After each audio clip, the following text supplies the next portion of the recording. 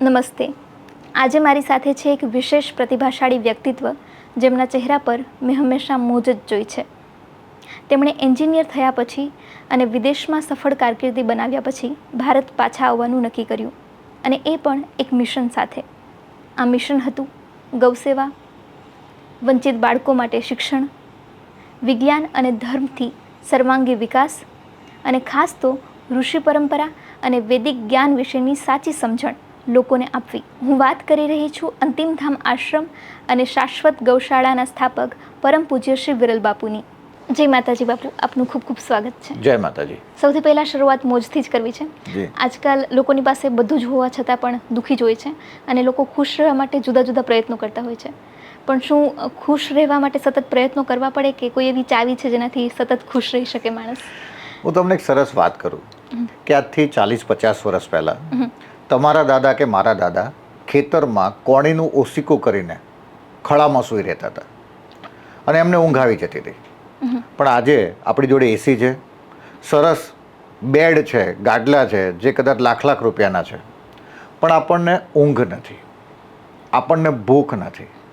તો 17,000 વર્ષ પહેલાં માર્કંડેય મુનિએ દેવી ભાગવતમાં લખ્યું હતું, યા દેવી સર્વભૂતેષુ ક્ષુધારૂપેણ સંસ્થિતા નમસ્તસ્ય નમસ્તસ્ય નમસ્તસ્ય નમો નમઃ. યા દેવી સર્વભૂતેષુ નિંદ્રારૂપેણ સંસ્થિતા, એટલે નિંદ્રાને પણ દેવીનું સ્વરૂપ આપવામાં આવ્યું છે. હવે આ બધી વસ્તુ નથી તો ખુશી નથી. કારણ કે ગરીબ હોય કે અમીર, એને ભૂખ લાગે. પૈસાવાળા હોય કે ન હોય, એને પણ ઊંઘ સમયસર આવવી જોઈએ. જે વ્યક્તિને આ બે વસ્તુ પ્રાપ્ત નથી થતી, એના માટે આગળનો શબ્દ મોજ પણ એક અઘરો સિલેબસ છે.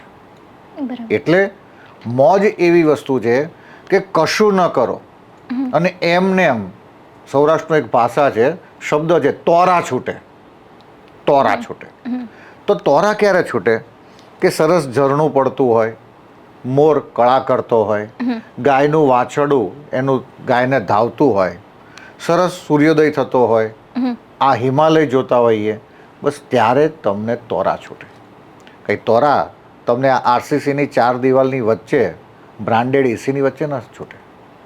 તો એના માટે તમારે પંચ મહાભૂત તત્વને સાથે સંકળાવવું પડે. અગ્નિ, પૃથ્વી, વાયુ, જળ અને આકાશ. બસ આ જે તત્વો સાથે સંકળાવો ત્યારે તમને ખબર પડે કે મોજ એટલે શું. બસ નાનું એક્ઝામ્પલ છું આપું તમને, કે તમારી થાળીમાં 32 જાતના ભોજન પકવાન પડ્યા છે. એક તો તમને ભૂખ નથી, તો ગમે તેટલું હોય તમારા માટે એ અહક થાય એવું છે. બીજી વસ્તુ, ભૂખ લાગી છે અને સામે કોઈ નથી બેઠું, તો તમે હાથથી ખાવાનું ચાલુ કરશો અને ચમચીનો ઉપયોગ નહીં કરો. બસ આ સિમ્પલ ડેફિનેશન. એનાથી પણ જો આગળ જવું હોય મોજ માટેની, તો મોજ માટેની વસ્તુ એવી છે કે તમે કોઈના લગ્નમાં જાઓ છો, સગાઈમાં જાઓ છો, ત્યારે તમે બ્રાન્ડેડ કપડાં પહેરીને જાઓ છો. કદાચ આપણે અડધો કલાક હાજરી આપવાની છે અને 2 કલાક આપણે તૈયાર થઈએ છીએ. એવા કપડાં પહેરીએ છીએ જે દરરોજ નથી પહેરવાના, અને એવા કપડાં પહેરીને જઈએ છીએ. આપણી ઉંમરને દબાઈને 5 વર્ષ નીચી રાખીએ છીએ. એવા વ્યક્તિઓને પ્રસંગમાં મળીએ છીએ કે જે વ્યક્તિને આપણે મળવા જ નથી માગતા, અને એ વ્યક્તિ આપણને પૂછે છે કે કેમ દેખાતા નથી. આપણને એવું થાય કે તું ન દેખાય ને ત્યાં સુધી જ અમારા ઘરમાં શાંતિ છે, નહીં તો ડુંભાણા થતા હોય. આવા વ્યક્તિને જ્યારે તમે પ્રસંગમાં મળીને આવો છો, અને પ્રસંગમાં કોઈ કામ નથી કરતા, નથી તમે કોઈને પીરસતા, નથી તમને કોઈ ચાંદલો લખવા બેસાડ્યા, પણ અડધો કલાકની ઉપસ્થિતિમાં તમે આવીને થાકી જાઓ છો. આનાથી વધારે તમે જ્યારે નાઇટ ડ્રેસ પહેરો છો ને, ત્યારે તમે સૌથી વધારે સુખી છો. કારણ કે 3 જગ્યાએથી કાણા પડી ગયા છે, 4 દિવસથી ધોયો નથી, અને એની જ સુગંધથી આપણે સૂઈ જઈએ છીએ, કારણ કે આપણે કોઈને બતાવતા નથી. જો મોજ કરવી હોય ને, તો લોકોને બતાવવાનું, દેખાડો કરવાની જે સિસ્ટમ છે એમાંથી બહાર આવવું જોઈએ. 20% છે, પણ હવે આ સિસ્ટમ 120% થઈ જાય ત્યારે તમારી મોજની ક્રૂર હત્યા થઈ જાય છે.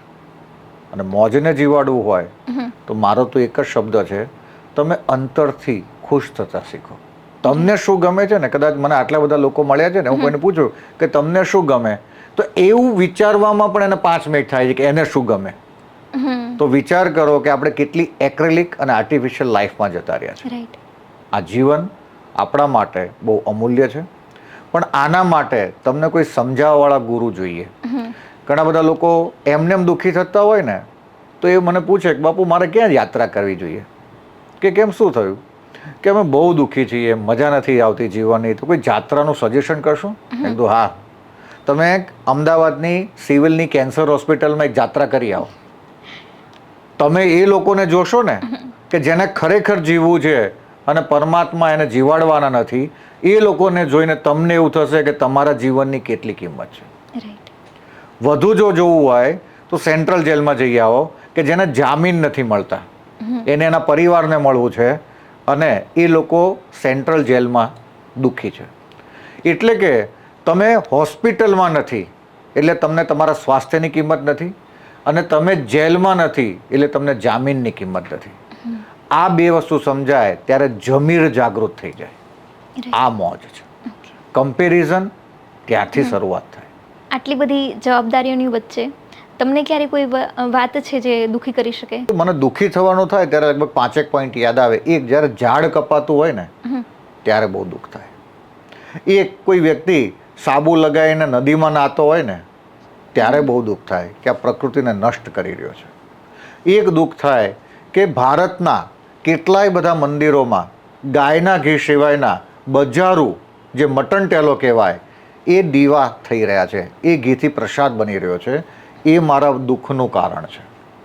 એક બીજું પણ કારણ છે કે જ્યારે કોઈ સમજદાર વ્યક્તિ રાષ્ટ્રની ગદ્દારીની, અણસમજની અને નુકસાનની વાતો કરે, ભ્રષ્ટાચારની કાર્ય કરે ત્યારે દુઃખ થાય. ને સૌથી વધારે દુઃખ થાય કે આપણને જે જન્મ મળ્યો છે એ જન્મને આપણે કોઈના માટે ટાઈમ પાસ કરી રહ્યા છે, કોકના બેસણા સાચવવા, કોકના લગ્ન સાચવવા, આપણે આપણું જીવન બરબાદ કરી રહ્યા છે. અને એવું જોઈએ, એ પેજ 3 પાર્ટી જોઈએ ત્યારે આપણને દુઃખ થાય કે ખરેખર જે કરવાનું હતું એ કરતા નથી. અને ઘણીવાર ખબર છે આપણા સ્કૂલમાં છે ને એક ફ્રી પિરિયડ હોય, આખી જિંદગી ફ્રી પિરિયડની મજા છે, પણ આપણે કોઈ વિષયને લઈને ચાલી રહ્યા છે, બસ એ ગમતું નથી. અને ફ્રી પિરિયડમાં બહુ મજા આવે કારણ કે કશું કામ જ ના હોય. તો જીવન એ ફ્રી પિરિયડ છે, એને મજા જ્યારે લોકો નથી લેતા ત્યારે દુઃખ થાય. ઘણા બધા લોકો ઘણા સમયથી ભક્તિ કરતા હોય છે, પણ તેમ છતાં એમના જીવનમાં કોઈ પરિવર્તન નથી આવતું, અથવા તો એમને એવું લાગે છે કે આનું કોઈ પરિણામ મને નથી મળી રહ્યું. તો એનું શું કારણ હોઈ શકે? જો મારું કામ છે ને એક્ઝામ્પલથી સમજાવવાનું છે, દાખલા તરીકે. એટલે બહુ સરસ રીતે તમને સમજાઈ જાય કે ભક્તિ એટલે શું.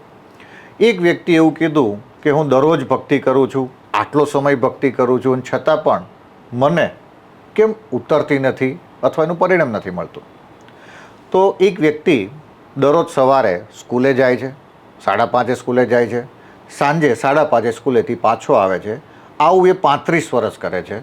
પણ એ સ્કૂલ ખોલવા માટેનો જે પ્યુન છે, પટાવાળા, એ છે દરરોજ 5:30 સ્કૂલ ખોલી નાખે છે અને 5:30 બંધ કરીને આવે છે. એને એવું લાગે છે હું દરરોજ સ્કૂલે જઉં છું, એક પણ દિવસ પાડ્યા વગર સ્કૂલે જઉં છું, વેકેશનમાં પણ સ્કૂલે જઉં છું, તો પણ મને કેમ ભણતર ઉતરતું નથી? કારણ કે એ ક્લાસરૂમમાં જ જતા નથી, કારણ કે એને ભણવું જ નથી. એને એવું જ લાગે છે કે સ્કૂલે જવું એ જ મારો ગુણધર્મ છે, એ જ મારું કર્તવ્ય છે. એમ જે માળા લઈને બેઠા છે, જે યાત્રા કરી રહ્યા છે, અથવા કથાઓમાં હાજરી આપી રહ્યા છે, હું તો એવું પણ કહીશ કે જે સ્ટેજ ઉપર ચડીને કેટલાય ધર્મગુરુ જે કથા કરી રહ્યા હતા એ પણ કારાવાસની સજા ભોગવીને આવ્યા.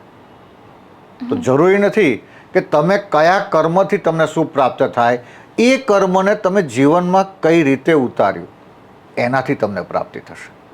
એટલે મારી બહુ સિમ્પલ એક ડેફિનેશન છે ભણેલા અને અભણની. એક ઓફિસર સિગરેટના પાકીટ ઉપર વાંચી ન શકતો હોય કે smoking is dangerous for your health, એ અભણ છે.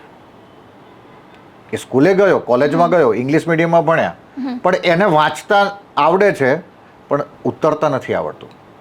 પણ ક્યાંક સૌરાષ્ટ્રમાં તમે જાઓ અથવા હિન્દુસ્તાનની કોઈક જગ્યાએ જાઓ તો પાણીની પરબ કોઈ ભરતું હોય, ચકલાને કોઈ પક્ષીઓને દાણા નાખતું હોય, ગાય માટે કોઈ ઘાસ કાઢતું હોય, અથવા સ્મશાનની પણ કોઈ સફાઈ કરતું હોય, એને કોઈ રિવોર્ડ એવોર્ડની અપેક્ષા નથી. પણ એ સમાજ માટે કરી રહ્યો છે તો એ ભણેલા. ભણે સ્કૂલે નથી ગયા. એમ ભક્તિ ખાલી માળા નથી, ભક્તિ ખાલી મંત્ર નથી, અને ભક્તિ કોઈ સાધના નથી. અંદરથી જેની ચેતના જે ચેતી જાય, અને એટલે એવા લોકોએ શબ્દના જે પ્રયોગ કર્યા અને આપણને ભજન લખીને આપ્યા. એ કેટલાય સંતો યુનિવર્સિટીમાં નહોતા ગયા, કોઈ પાઠશાળામાં નહોતા ગયા, પણ નદી કિનારે અખાએ બેઠા બેઠા જે દોહા ચોપાઈ લખી અથવા છપ્પા લખ્યા એ આજે પણ આપણને પ્રેરણારૂપ છે. તો જીવનમાં ભક્તિ અંદરથી થાય, દેખાડાથી ન થાય. આણે કર્યું અને આણે ન કર્યું. આનાથી પણ જો તમને થોડીક આગળ વાત કરીએ તો સૌરાષ્ટ્રની અંદર એક પરંપરા રહી છે, અને એ પરંપરા છે વૈરાગ્યની, એકાંત જીવનની. એકાંત અને વૈરાગ્યમાં જે પ્રાપ્ત થઈ જાય એ આખી જિંદગી ચેતના રૂપ રહે છે. એને સાધના કીધું છે. તમે જે ચેતવાવાળી વાત કરી, જી, તો કોઈ વ્યક્તિ આખી જીવનમાં ભક્તિ કરે છે પણ તેમ છતાં એવી ઘટના જ નથી ઘટતી કે જેનાથી એને જાતે એવું થાય કે મારે હવે ચેતવાની જરૂર છે. તો એ કઈ રીતે થતું હોય છે? કઈ રીતે એવી ઘટના બને કે વ્યક્તિ જાતે સમજે કે હવે મારે ચેતવાની જરૂર છે? ગુજરાતીમાં ચેતવાનો બે અર્થ થાય. ઓકે. એક થાય વોર્નિંગ, એટલે કે તમે કોઈને વોર્નિંગ આપો કે આગળ ખાડો છે, 440 વોલ્ટ છે, એને કહેવાય ચેતવું, વોર્નિંગ. અને બીજું ચેતવું થાય અંદરથી દેવતા, એટલે કે અગ્નિ ચેતાઈ જાય, એટલે માચીસ અડી જાય, એને પણ કહેવાય ચેતવું, એટલે અગ્નિ પ્રજ્વલિત થઈ જવો. આ બંનેમાં વાત છે કે ગુરુજી પોતાના શિષ્યોને જણાવે છે કે હવે આ મોહ માયાના બંધનથી આગળ જઈને વધારે કંઈ નથી, હવે ચેતવાનું છે, વોર્નિંગ, અહીંથી હવે તમારે સ્ટોપ થવાનું છે. અને હવે અંદર જે વૈરાગની ભક્તિ છે ને એનો અગ્નિ પ્રજ્વલિત કરી લેવાનો છે કે આયા હૈ વો જાયેગા, અસત્ય હૈ પ્રમાણ, અજર અમર કોઈ નહીં, કહેતા હૈ સ્મશાન.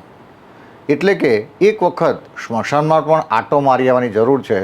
જરૂરી નથી કે બધાને મૂકવા જ જાઓ. ક્યારેક તમે જીવતા પણ સ્મશાનમાં આંટો મારી આવો તો તમને ખબર પડે કે ચેતવું એટલે શું. કે આ બધી વસ્તુમાંથી રાજા ભર્તુહરીને એક જ દિવસમાં જાગૃતિ આવી જાય અને એ ભેખ ધારણ કરી લે. આને કહેવાય ચેતવું, અને આ અંદરથી થાય. ભક્તિ કેવી હોવી જોઈએ? ભક્તિ સૂક્ષ્મ અને અસરકારક હોવી જોઈએ. જેમ કે તમે તમારી કારને કેટલા સમય માટે સેલ મારો છો, કે ફ્રિક્શન ઓફ સેકન્ડ. 1 સેકન્ડ તમે બટન દબાવ્યું અથવા ચાવી ફેરવી, તમારું એન્જિન સ્ટાર્ટ થઈ ગયું. હવે વધુ તમે ચાવી ફેરવા કરો અથવા બટનને તમે દબાવ્યા કરો તો શું થાય? તો તમારું એન્જિન ખરાબ થઈ જશે, બેટરી ઉતરી જશે. ભક્તિ સૂક્ષ્મ અને અસરકારક, એટલે કે કોઈ પણ ભક્તિ 7 મિનિટમાં પૂરી થઈ જવી જોઈએ. સવારમાં જે વ્યક્તિઓ 1.5 કલાક સુધી સવારમાં પૂજા કરી રહ્યા છે એ લોકો પોતે જો જ્ઞાની હોય અને પોતે સમાજને કંઈ અર્પણ કરવા માગતા હોય તો એ 1.5 કલાક સમય ઓછો થઈ રહ્યો છે. જેમ કે હું તમને એક એક્ઝામ્પલ આપ્યું. વચ્ચે મારા પિતાશ્રીને કોઈ ફ્રેક્ચર જેવું હતું અને મારે કોઈના ત્યાં હાડવૈદના ત્યાં એમને લઈ જવાના હતા, અથવા મચકોડ હતો એવું હતું. એમના ત્યાં એટલી મોટી લાંબી લાઈન હતી, મારે કોઈને રેફરન્સથી જવાનું થયું. જે પણ હાડવૈદ હતા એ આવ્યા, અને એ કદાચ કોઈ ભગવાનના પ્રખર ઉપાસક હશે. એણે આ લાઈન જોઈ અને ઓફિસમાં ગયા. 1.5 કલાક સુધી એમણે દીવાબત્તી કર્યા, પૂજા કરી. ત્યાં સુધી જે લાઈન હતી એને દોઢી થઈ ગઈ. હવે આ જે રીબાતા દર્દીઓ હતા એમણે જે સારવાર કરવાની હતી એની બદલે એ પૂજા પાઠમાં મગ્ન હતા, અને એવું જો સમજતા હતા કે આના લીધે આ બધું થઈ રહ્યું છે. જો એમને ભક્તિ કરવી હોય તો સવારે 4:30 વાગે ઉઠી જાય, 1.5 કલાક એમની પૂજા કરી લે, પણ 10 વાગ્યાનો જે સમય છે પોતાના દવાખાના ઉપર, ચિકિત્સાલય ઉપર આવવાનો, ત્યારે એણે દર્દી જોવાનું ચાલુ કરી દેવું જોઈએ. બસ આપણી આવી ભૂલ થઈ રહી છે કે આપણે કોકના સમયનો ભોગ લઈને આપણે ભક્તિ કરી રહ્યા છે. જેમ કે એક મા છે, એના બાળકને લંચ બોક્સ નથી બનાવી આપતી અને રેડીમેડ ફૂડ એના લંચ બોક્સમાં ભરી દે છે અને એ માળા કરી રહી છે. તો આને પણ મારી દૃષ્ટિએ મૂર્ખતા કહેવાય. કોઈ વ્યક્તિ બીજાને બતાવવા માટે જોશથી બૂમો પાડીને મંત્રોચ્ચાર કરે અથવા એવી રીતે વાત એક્ટિંગ કરે કે મોટે ભક્ત છે, તો એ પણ આર્ટિફિશિયલ ભક્તિ છે. અને બીજી ભક્તિ એવી છે જે કોઈપણ જાતની સમજદારી વગરની લાંબી ચાલી રહી છે. એટલે કે આપણે ત્યાં એક અવસ્થાની વાત કરી છે. એ જે અવસ્થા છે એ પ્રમાણે બધું થવું જોઈએ. બાળક હોય છે એને રમકડા મળવા જોઈએ, યુવાન હોય એને પરાક્રમની તક મળવી જોઈએ, અને જે વૃદ્ધ અવસ્થા છે એમાં એને આ ભક્તિનો માર્ગ મળવો જોઈએ. આ બધાની વાત કરી છે. પરંતુ જેમ કે આપણી ઇન્ડિયન આર્મી છે એ એના સૂક્ષ્મ સમયમાં ભક્તિ કરી લે છે, પણ જ્યારે યુદ્ધ થાય છે ત્યારે એનું કામ માત્ર ને માત્ર ભારત વર્ષની, ભારત માતાની અને આપણા સૌની રક્ષા કરવાનું એનું કર્તવ્ય છે. એટલે કર્તવ્ય ભક્તિ છે. એક શિક્ષક માટે એના વિદ્યાર્થીઓને ભણાવવા એ ભક્તિ છે. એક ગુરુજન માટે એને જે મળવા માટે આવે છે એને ઉચિત સમય આપવો એ ભક્તિ છે. એક દુકાનદાર માટે એનો સમયસર દુકાન ખોલી નાખવી એ ભક્તિ છે. અને એક ખેડૂત માટે જ્યારે વરસાદ પડે એ પહેલાં ખેતર ખેડી નાખવું, વાવણી કરી નાખવી એ એની ભક્તિ છે. ભક્તિ આ રીતે છે. અને ભક્તિ અંધશ્રદ્ધા નથી. કારણ કે આપણે કઈ દિશામાં જઈ રહ્યા છે આપણને સમજાવવાવાળું જ કોઈ નથી. ભક્તિની વાત થઈ છે તો બીજો એક પ્રશ્ન પૂછવાનું મન થાય છે. જ્યારે ભગવાનના દર્શન કરીએ તો એ દર્શન કઈ રીતે કરવા જોઈએ? બહુ સરસ વાત કરી. એક તો જ્યારે તમે કોઈ મંદિરમાં, એ મોટું હોય, નાનું હોય, પૌરાણિક હોય કે આધુનિક મંદિર હોય, એમાં જ્યારે દર્શન કરવા જાઓ છો ત્યારે એ પ્રવાસ નથી, એ યાત્રા છે. પ્રવાસ અને યાત્રામાં ફરક છે. જેમ કે ભોજન અને પ્રસાદમાં ફરક છે, એમ તમે જ્યારે પણ યાત્રા કરી રહ્યા છો ત્યારે સૌથી પહેલી વસ્તુ તો તમારો ટ્રાવેલિંગ સમય નક્કી કરો. કે જેમ કે અહીંથી અંબાજી આપણે જઈએ છીએ તો આપણને 3.5 કલાક થાય છે. પાર્કિંગ કરીને અંદર પહોંચતા પૂરા 4 કલાક થાય છે. અને આપણે 4 મિનિટ પણ મંદિરના ગર્ભગૃહમાં બેસતા નથી, તરત આપણે પાછા આવી જઈએ છીએ. તો શું કરવું જોઈએ કે જે લોકો અંબાજીના દર્શન કરવા જાય છે એ પોતાના ગુરુજી જોડેથી પોતાના કુળદેવીનો એક સ્મરણ મંત્ર લઈ લે અને ત્યાં બેઠા બેઠા એક માળા આસન પોતાનું લઈ જાય. અને જ્યાં જગ્યા મળે છે, એવું જરૂરી નથી ગર્ભગૃહમાં જ બેસીએ, પણ મંદિરની પરિસરમાં જ્યાં જગ્યા મળે છે ત્યાં એક માળા શાંતિથી કરે.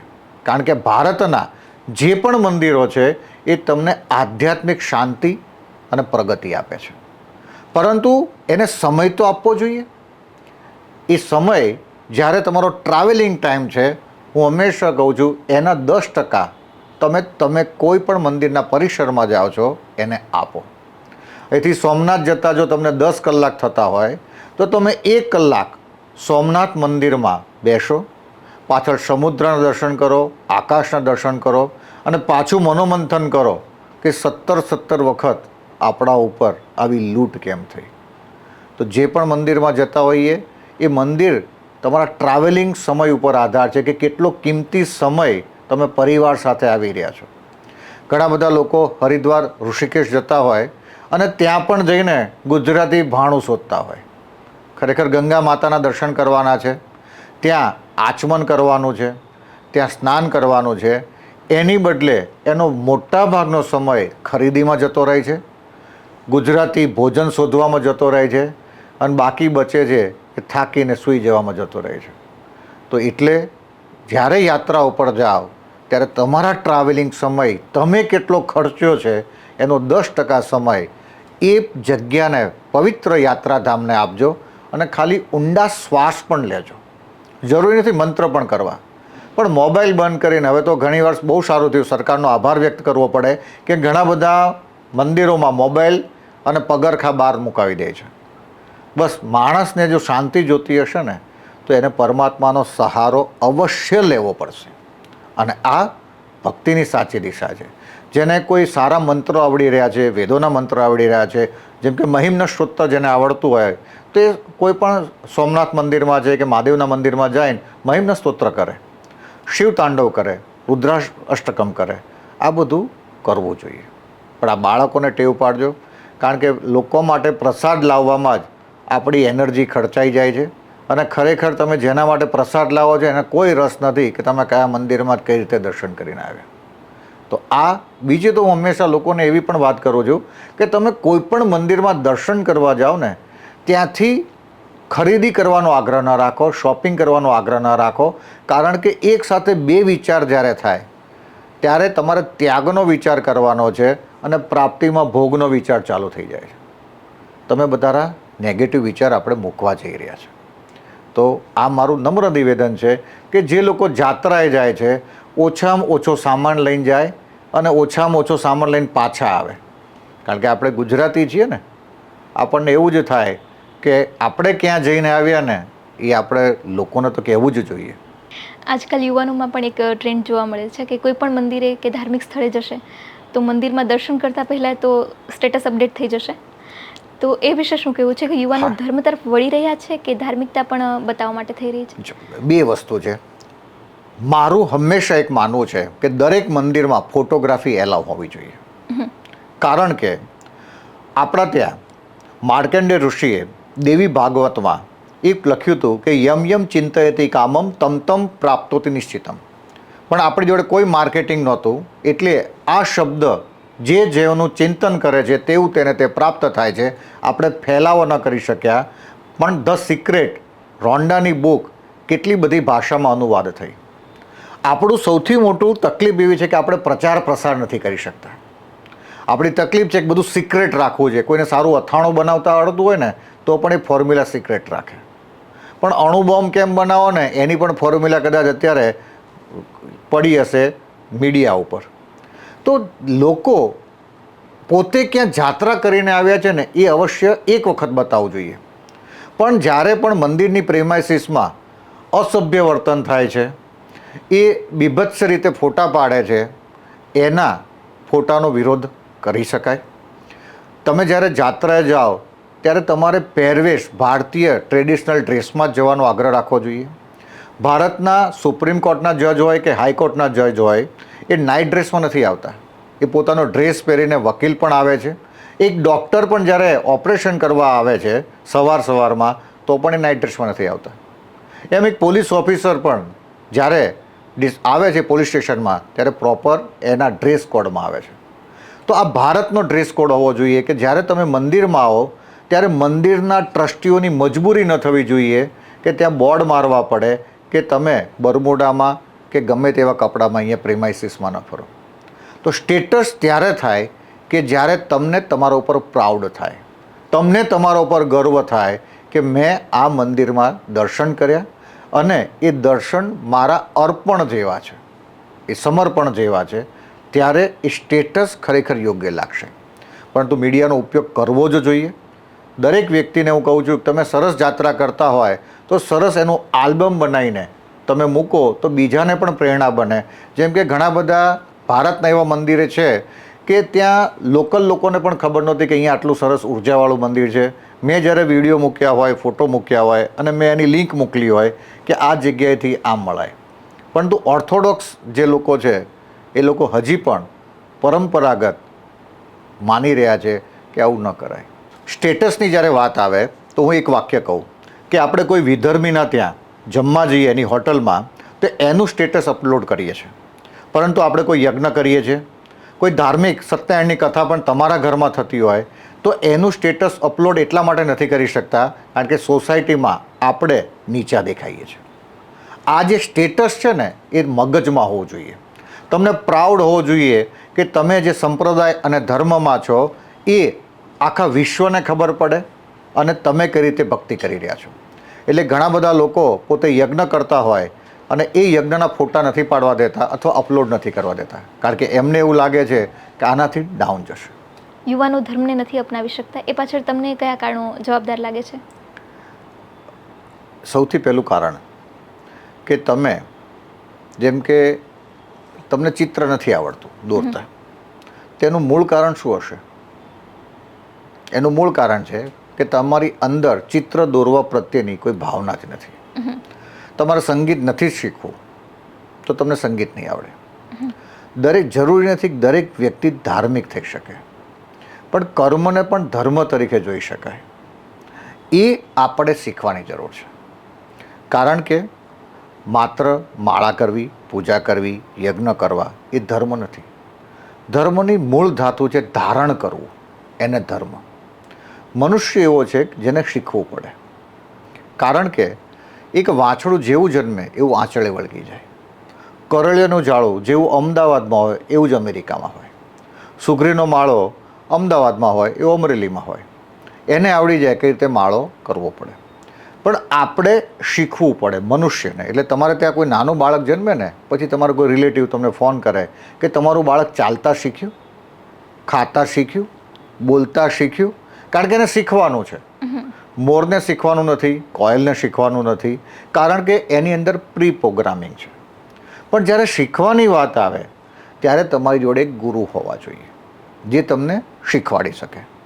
આપણે એમ કહીએ કૃષ્ણમ વંદે જગદગુરુ, પણ કૃષ્ણ ભગવાનને પણ સાંદીપની ઋષિના આશ્રમમાં આપણે મોકલવા પડે તો આપણને ભગવાન શ્રી કૃષ્ણ યોગેશ્વર સ્વરૂપમાં આપણને જોવા મળે. કારણ કે આપણે મોકલ્યા હતા માધવ અને મળ્યા યોગેશ્વર. તો અહીંયા એક કેરેક્ટર છે ગુરુ. એ તમારા ભાગ્ય સંચિત થાય તો તમને એ પાત્ર મળે અને એ તમને ધારણ કરતાં શીખવાડે. નહીતર ઈતરડી આંચળમાં હોય પણ આખી જિંદગી ગાયનું લોહી જ પીવે, 4 આંગળ દૂર દૂધ મળતું હોય એ એને કોઈ કહે જ નહીં. બસ આપણા યુવાનોની આ પરિસ્થિતિ છે. એને પીતા આવડે છે પણ શું પીવું એ ગુરુએ શીખવાડવાનું છે. એની જોડે સમય છે પણ એ સમયનો કઈ રીતે ઉપયોગ કરવાનો એના માટે એની અંદરની ઈચ્છા જાગૃત થવી જોઈએ. અને એટલા માટે સ્થળ ઉપર, જેને કહેવાય દેશકાળ, એના ઉપર આધારિત છે કે તમારા ભાગ્ય સંચિત થાય તો તમને પ્રાપ્ત થાય, તો તમને ધારણ થઈ શકે. જેમ કે એક નાની વાત કહું કે લાપસી કઈ રીતે બનાવી, તો દરેક સ્ત્રીને એના મમ્મીએ, ભાભીએ, મોટા બહેને કોકના કોક વ્યક્તિએ શીખવાડી હોય. આજે પણ લાપસી કેમ બનાવીને એ ગૂગલ કે યુટ્યુબ ઉપરથી ન શીખી શકાય. એના માટે તમારે સાક્ષાત અને પ્રત્યક્ષ એક વ્યક્તિની જરૂર પડે. જેમ કે તમારા ઘરની અંદર કોઈ બીજા જેન્ટ્સ છે તો ગોળ છે, ઘી છે, લોટ છે, બકડિયું છે, ત્રાંસળું છે, ગેસ છે, પણ એ લાપસી કે સુખડી નહીં બનાવી શકે. કારણ કે એને શીખવું પણ નથી અને શીખવાડનાર કોઈ વ્યક્તિ પણ નથી. જેને શીખવું છે ધારણ કરતાં એ આને ધારણ કરી જશે. એમ પ્રત્યક્ષ અને સાક્ષાત ગુરુની આવશ્યકતા છે. બસ યુવા લોકોને મારે એક કહેવાનું છે કે તમે જ્યારે બાલ્યકાળ અવસ્થાથી જે કિશોર અવસ્થામાં પ્રવેશ કરો ત્યારે કોઈ ગુરુને ધારણ કરી લેજો. એ ગુરુ ધર્મને ધારણ કરતાં શીખવાડશે પણ પ્રિજ્યુડાઇઝ નહીં બનાવે. જેમ કે તમે જુઓ કે તાજ રેસિડેન્સીમાં જ્યારે ટેરરિસ્ટ હુમલો થયો તો આતંકવાદીઓ ચાલુ હુમલામાં પણ નમાઝ પઢી લેતા હતા. એ હતા ધાર્મિક પણ રાષ્ટ્ર માટે ખતરનાક હતા. હજી પણ એવા ધર્મ છે ભારતમાં જે પત્નીના હાથની રસોઈ પણ નથી જમતા. એટલે કે પતિ અને પત્નીમાં પણ એક ભાગ પડાવે છે. એ ધર્મ નથી. ધર્મ જે છે એ તમને આધ્યાત્મિક સુખની પ્રાપ્તિ કરાવે અને મનુષ્યના દેહને હસતા હસતા પસાર કરતાં શીખવાડે. પણ યુવાનો જેને સમજી રહ્યા છે અત્યારે મીડિયા ઉપરના ગુરુથી, એ કદાચ રોંગ ટ્રેક હોઈ શકે. સાક્ષાત ગુરુની આવશ્યકતા છે. ચિત્રમાં દોરેલી થાળી તમારી ભૂખ ન ભાંગે, પરંતુ પતરાળામાં રોટલો અને મરચું પડ્યું હોય એ તમારી ભૂખ ભાંગે. એમ સાક્ષાતની જરૂર છે. ત્યારે યુવાનો ધર્મને ધારણ કરી શકશે. આમાં યુવાનોનો કોઈ દોષ નથી, કારણ કે ઘરની અંદર જો રોટલા ન બનતા હોય ને તો એ દીકરાઓ બહાર જઈને પીઝા ખાઈ આવશે, કારણ કે ઘરમાં જ નથી બનતા. તો પિતાશ્રીએ ધારણ કરેલું હોવું જોઈએ તો જ દીકરા ધારણ કરશે. એટલે આપણા તે એક વાત છે કે કૂવામાં હોય તો હવાડામાં આવે ને. બસ શરૂઆત યુવાનોથી નહીં, પણ એ યુવાનો જેની જોડે રહી રહ્યા છે ને ત્યાંથી શરૂઆત કરવાની જરૂર છે. બાપુ, સમાજ માટે કે લોકો માટે તમારો કોઈ સ્પેસિફિક મેસેજ હોય તો એ જણાવો. એક જ મેસેજ છે સમાજને કે ડરના માધ્યમથી ભક્તિ ના પકડતા. લમણે પિસ્તોલ હોય ને તો કોઈ ચિત્રકાર પણ સારું ચિત્ર ન દોરી શકે. પાછળ તલવાર મૂકી હોય તો સંગીતકાર કોઈ રાગ ન કાઢી શકે. બસ આ ધર્મગુરુ દ્વારા જે લમણે પિસ્તોલ મૂકવામાં આવે છે ને એ ડરના માધ્યમ વગર ભક્તિની અને ધર્મની પ્રાપ્તિ કરો છો. કારણ કે મારો એક પર્સનલ અનુભવ છે કે 1994 સાલમાં હું 12મા ધોરણમાં હતો અને એક પરિવાર સાથે મારે સંપર્ક થયો અને એ પરિવારે એવું કીધું કે આવનારા 2 વર્ષમાં બહુ મોટો પ્રલય આવવાનો છે, આખી પૃથ્વીનો નાશ થશે. અને એ વખતે તો બાલ્યકાળ અવસ્થા હોય તો મેં માની પણ લીધું કે કદાચ, અને એ મારા માટે બહુ નજીકના અને આઈડિયલ હતા. એટલે મેં એવું કીધું કે આ આટલા બધા એજ્યુકેટેડ છે, આર્કિટેક્ટ છે, અને એ કહેતા હોય અને એ આ સંપ્રદાયને ફોલો કરે છે તો સાચું પણ હોય. પછી મને એન્જિનિયરિંગમાં એડમિશન મળ્યું, પણ મારા મગજમાં એવું હતું કે પ્રલય આવવાનો જ છે. તો મને એવું થયું કે જે બુક્સ વાંચશે, લેક્ચર એટેન્ડ કરશે, એ પણ પ્રલયમાં નાશ પામશે અને આપણે બધી મજા કરીશું તોય આપણે નાશ પામશું. તો આપણે એ વર્ષે એન્જિનિયરિંગના ફર્સ્ટ યરમાં કોઈ મહેનત જ ના કરી અને સારી ભાષામાં કહીએ તો સરસ રીતે રખડી ખાધું અને મારી ટિકિટી આવી, પણ હજી પ્રલય નથી આવ્યો. બસ એ દિવસે મને ખબર પડી કે કોઈની વાતમાં આવીને પ્રલયની રાહ ન જોવી, ડરના માધ્યમથી ભક્તિ ન કરવી. પણ આજે મને ખબર પડી કે એ વ્યક્તિને આર્કિટેક્ટ હોવા છતાં પણ કોઈ ધર્મગુરુએ ડરના માધ્યમથી ઝંડો પકડાઈ દીધો હતો. મેં એ દિવસે ઝંડો મૂકી દીધો. બસ હું આ કહેવા માગું છું કે તમે મુક્ત થઈ જજો, અને મુક્ત થશો તો તમે આમાં આગળ વધી શકશો. નહીતર ડરથી કોઈ ધર્મની પ્રાપ્તિ નહીં થાય. અને એક વાક્ય બીજું પણ લખ્યું છે કે ભય બિના પ્રીતિ નાહી. તો એવી પ્રીતિની જરૂર પણ નથી જે ભયથી હોય. મોજ. ખૂબ જ મજા આવી બાપુ. જી. ઘણા બધા નવા વિષયો ઉપર સમજણ મળી અને હજુ પણ બીજા ટોપિક્સ ઉપર આપણે ચર્ચા કરી શકીએ. એના માટે આપણે ફરીથી મળીશું. ચોક્કસ. તમારો ખૂબ ખૂબ આભાર. ધન્યવાદ. જય માતાજી. જય માતાજી.